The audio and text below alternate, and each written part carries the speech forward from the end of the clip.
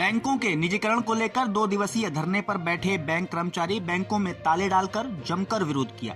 आपको बता दें कि सरकार ने बैंकों को निजीकरण की ओर ले जाने का फैसला किया है, जिससे बैंकों में हो रही वित्तीय समस्याओं को ठीक किया जा सके। लेकिन बैंक कर्मचारियों का कहना है कि सरकार ये कदम उठाकर उनके ऊपर अत्याचार कर रही है। इसके विरोध में आज बरेली स्टेट बैंक की मुख्य शाखा के बैंक के अधिकारी और कर्मचारियों ने एकजुट होकर सरकार विरोधी नारे लगाए और सरकार को चेतावनी भी दी। कहा, अगर उनकी समस्या का समाधान नहीं किया गया तो धरना जारी रहेगा, जो आगे जाकर आंदोलन में बदल जाएगा।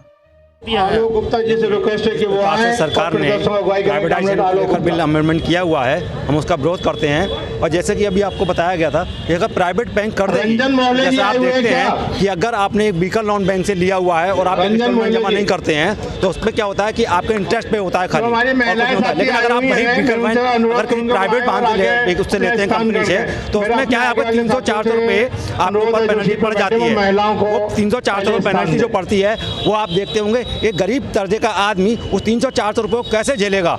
अगर ये प्राइवेट बैंक हो गई तो लाला लोग जितने हैं वो अपनी मनमर्जी करेंगे और इस देश में जितने भी गरीब आदमी का दर्जा है, क्योंकि बैंक के अंदर जितना भी पैसा है वो छोटे दर्जे का व्यक्ति का है, वो सारा पैसा ये अपने हाथ में ले लेंगे और उसका दुरुपयोग करेंगे। जनता के हाथ में गाड़ी कमाई मेहनत की, उसके हाथ में कुछ भी हत्ते नहीं आएगा। ये आप सोच लीजिए अगर ये प्राइवेटाइजेशन बिल पास हो जाता है। इसलिए हम उस जनता की, इस देश की गाड़ी कमाई को बचाने के लिए, इसी अपने हर शख्स को रोकने के लिए उसका विरोध करते हैं सरकार का और चाहते हैं कि ये प्राइवेटाइजेशन बिल वापस होना चाहिए। लेकिन कचरे के डिब्बे में सर किस तरह का विरोध कर रहे हैं सर? आज हमारी बैंकों की 2 दिवसीय हड़ताल का दूसरा दिन है।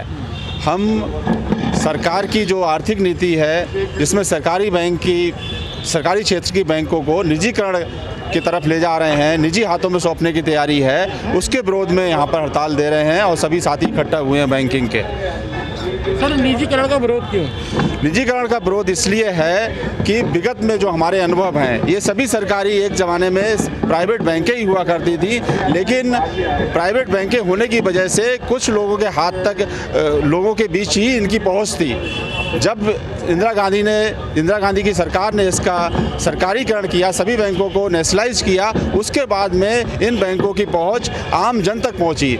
जनता तक जनधन के खाते खोले गए और जो गरीब तबके के लोग हैं, जो बहुत ही कम जिनकी इनकम है, उन तक इनकी बैंकों की जो पहुंची और उसके वजह से क्या हुआ, इन बैंकों में पूंजी, एक बड़ी पूंजी जमा हुई और उस पूंजी का जो उपयोग हुआ देश के इंफ्रास्ट्रक्चर को बनाने में हुआ। अब ये दोबारा से जब निजीकरण होगा तो ये सारी की सारी पूंजी, करीब 1.5 लाख करोड़ की पूंजी है, ये सरकार की, जनता की पूंजी है, देश की पूंजी है, इसको निजी हाथों में सौंप देगी और निजी हाथों में सौंपने के बाद में इस पूंजी का बंटवारा इस तरीके से होगा कि पूरा देश बर्बाद हो जाएगा, बैंकें बर्बाद हो जाएंगी।